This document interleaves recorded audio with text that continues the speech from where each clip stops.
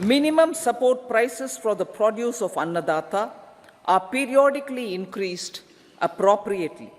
These and the provision of basic necessities have enhanced real income in the rural areas. Their economic needs could be addressed, thus spurring growth and generating jobs. Social justice. Our government is working with an approach to development that is all-round, all-pervasive, and all-inclusive. Sarvangin, Sarvasparshi, or Sarvasamaveshi. It covers all castes and people at all levels. We are working to make India a Vikasit Bharat by 2047.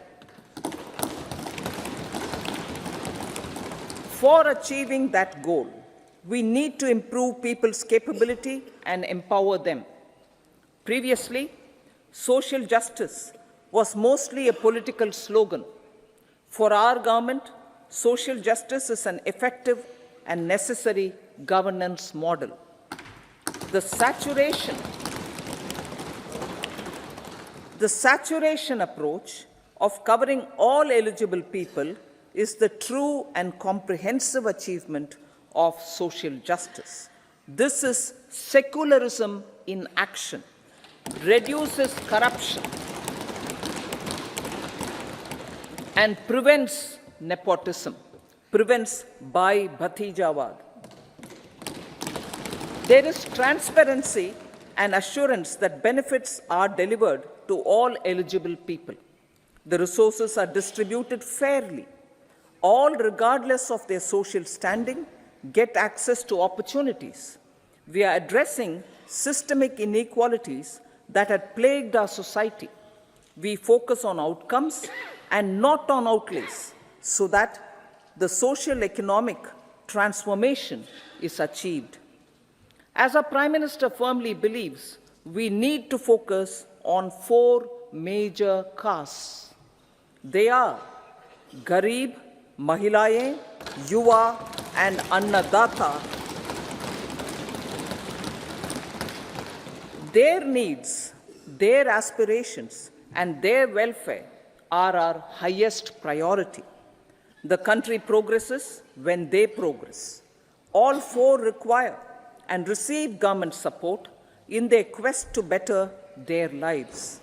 Their empowerment and well-being will drive the country forward. Gareeb Kalyan, Desh Ka Kalyan. We believe in empowering the poor. The earlier approach of tackling poverty through entitlements had resulted in very modest outcomes. When the poor became empowered partners in the development process, government's power to assist them also increases manifold. With the pursuit of Sabka Saath, in these 10 years, the government has assisted 25 crore people to get freedom from multi-dimensional poverty. Our government's efforts are now getting synergized with energy and passion of such empowered people. This is truly elevating them from poverty. Direct benefit transfer of 34 lakh crore rupees from the government using PM Jan Dhan accounts has led to savings of 2.7 lakh crores of rupees for the government. This savings has been realized through avoidance of leakages prevalent earlier.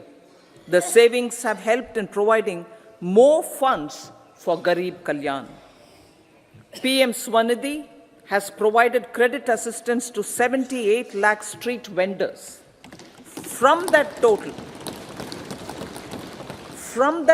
of 78 lakh street vendors, 2.3 lakh have received credit for the 3rd time. PM Janman Yojana reaches out to the particularly vulnerable tribal groups who have remained outside the realm of development so far. PM Vishwakarma Yojana provides end-to-end support to artisans and craftspeople engaged in 18 trades. The schemes for empowerment of Divyangs and transgender persons reflect firm resolve of our government to leave no one behind. Welfare of annadaata. Farmers are our annadaata. Every year under PM Kisan Samman Yojana, direct financial assistance is provided to 11.8 crore farmers, including marginal and small farmers. Crop insurance is given to 4 crore farmers under PM Fasal Bima Yojana. These, besides several other programs, are assisting annadaata in producing food for the country and for the world. Electronic National Agricultural Market has integrated 1,361 mandis and is providing services to 1.8 crore farmers with trading volume of 3 lakh crores of rupees. The sector is poised for inclusive, balanced, higher growth and productivity. These are facilitated from farmer-centric policies, income support, coverage of risks through price and insurance support, promotion of technologies and innovations through startups. Empowering the Amrit PD, the yuva. Our prosperity depends on adequately equipping and empowering the youth. The National Education Policy 2020 is ushering the transformational reforms. PM Schools for Rising India, PM Shri, are delivering quality teaching and nurturing holistic and well-rounded individuals. The Skill India mission has trained 1.4 crore youth, upskilled and reskilled 54 lakh youth, and established 3,000 new ITIs. A large number of institutions of higher learning, namely 7 IITs, 16 triple ITs, 7 IIMs, 15 AIMS, and 390 universities have been set up. PM Mudra Yojana has sanctioned 43 crore loans aggregating to 22.5 lakh crores of rupees for entrepreneurial aspirations of our youth. Besides that, Fund of Funds, Startup India, and Startup Credit Guarantee schemes are assisting our youth. They are also becoming Rozgar Data. The country is proud of our youth scaling new heights in sports. The highest ever medal tally in Asian Games and Asian Para Games in 2023 reflects a high confidence level.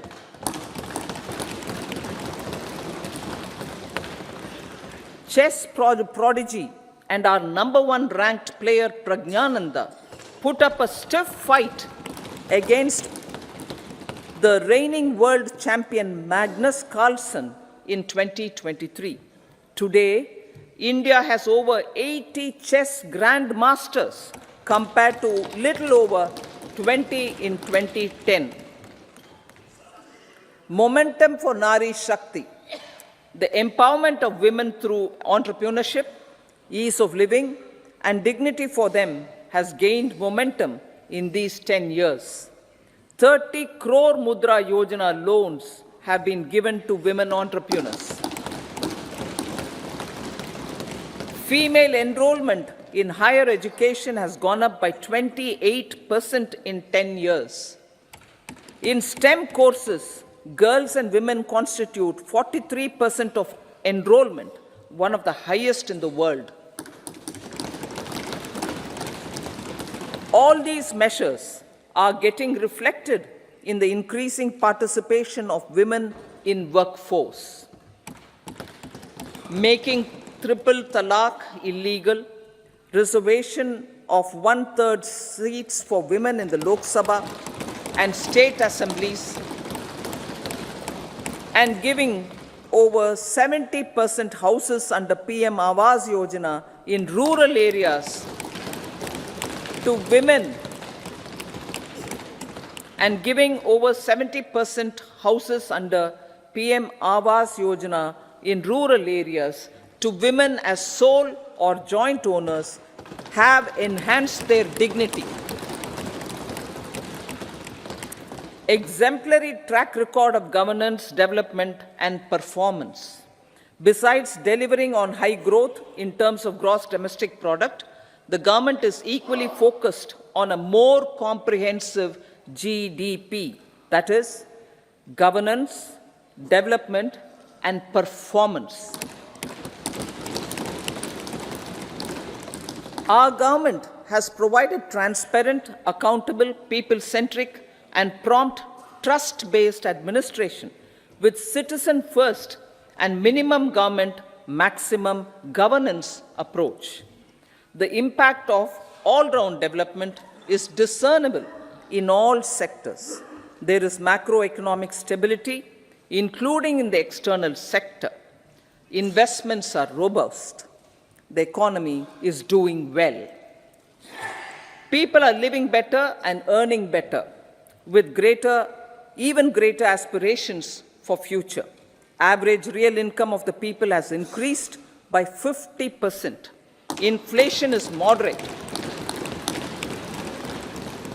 People are getting empowered, equipped, and enabled to pursue their aspirations.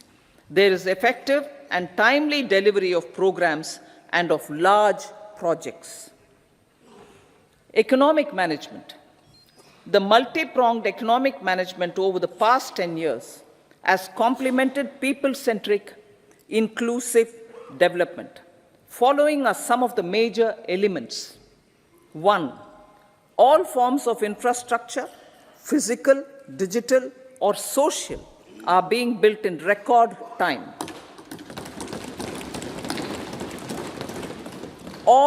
Number 2, all parts of the country are becoming active participants in economic growth.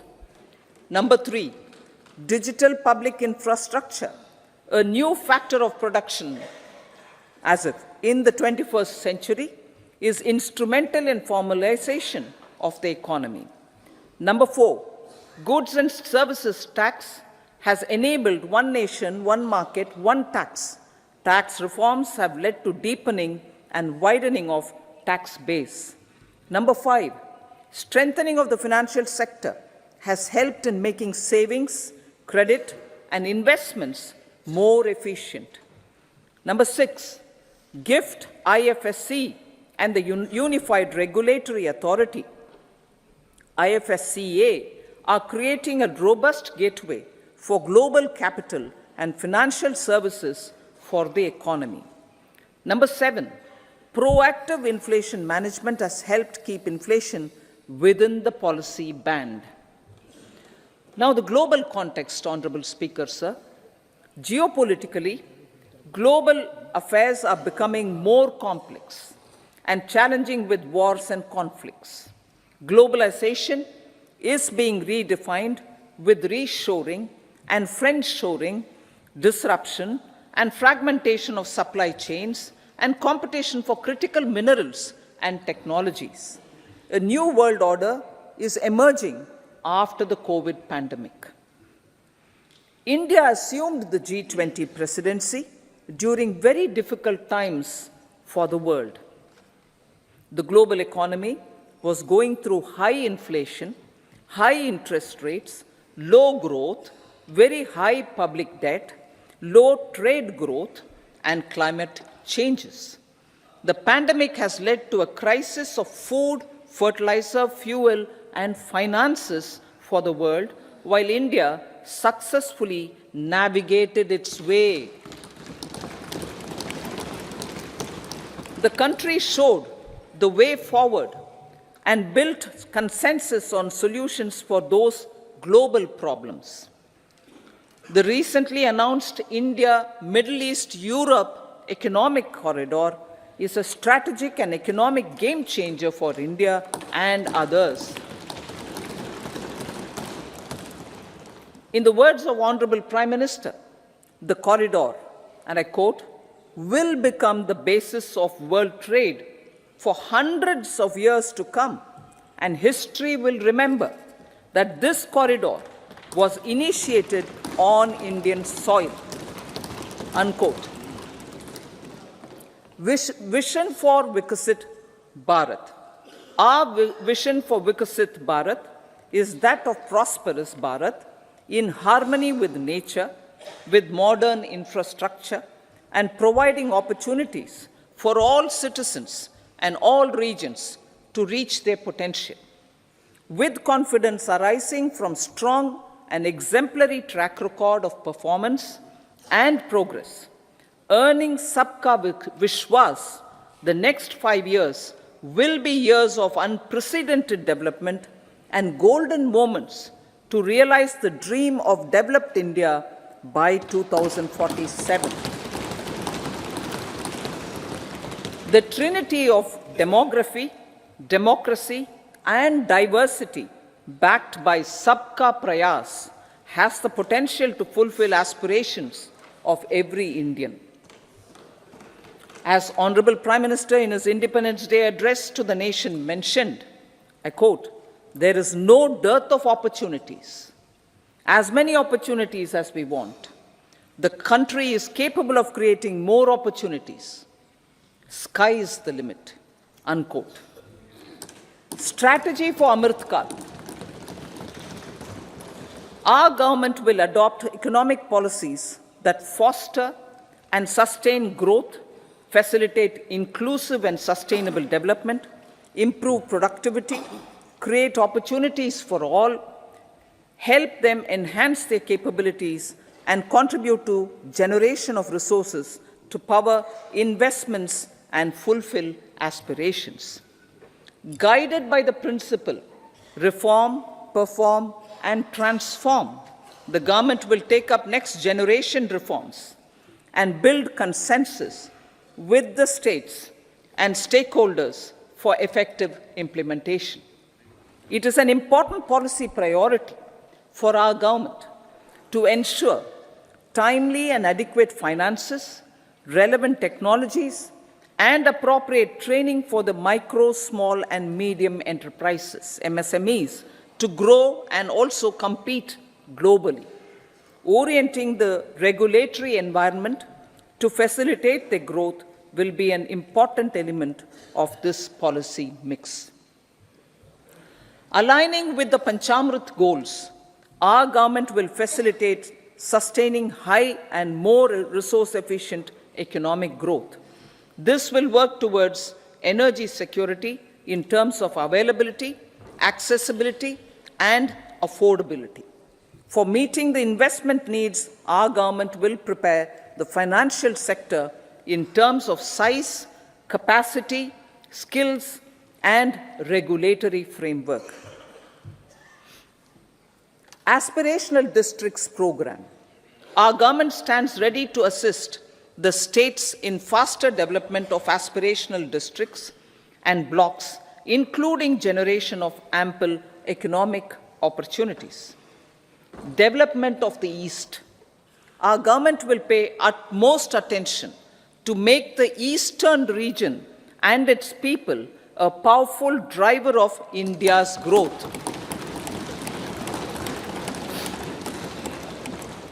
PM Awas Yojana Grameen.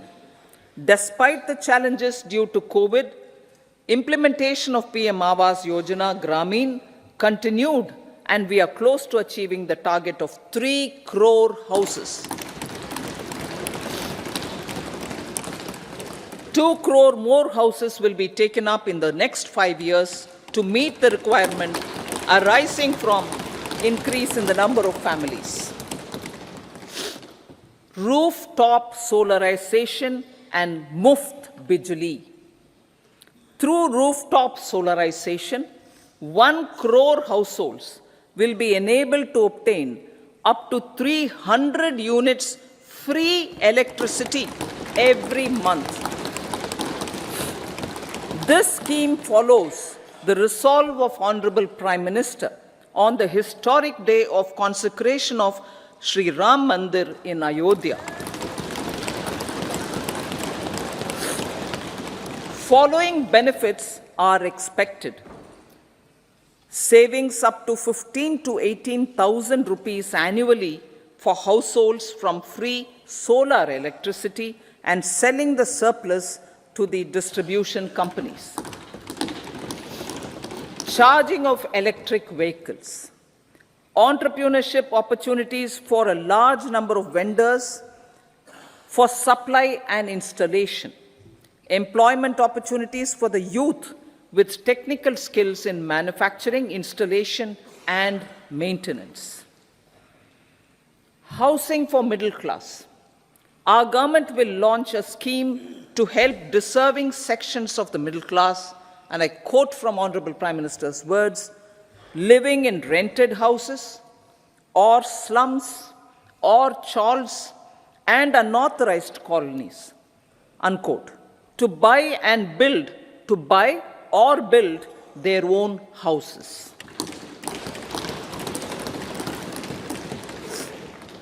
Medical colleges. Several youth are ambitious to get qualified as doctors. They aim to serve our people through improved healthcare services.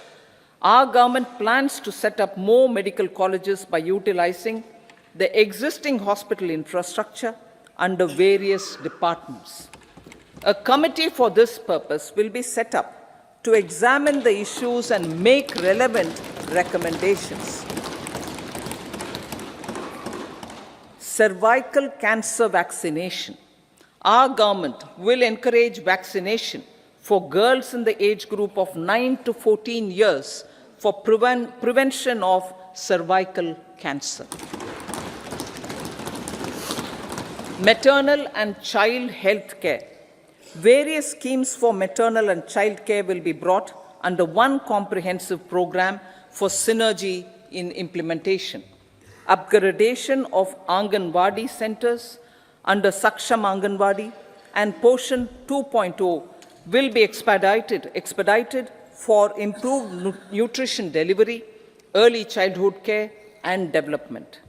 The newly designed UWIN platform for managing immunization and intensified efforts of Mission Indradhanush will be rolled out expeditiously throughout the country. Ayushman Bharat.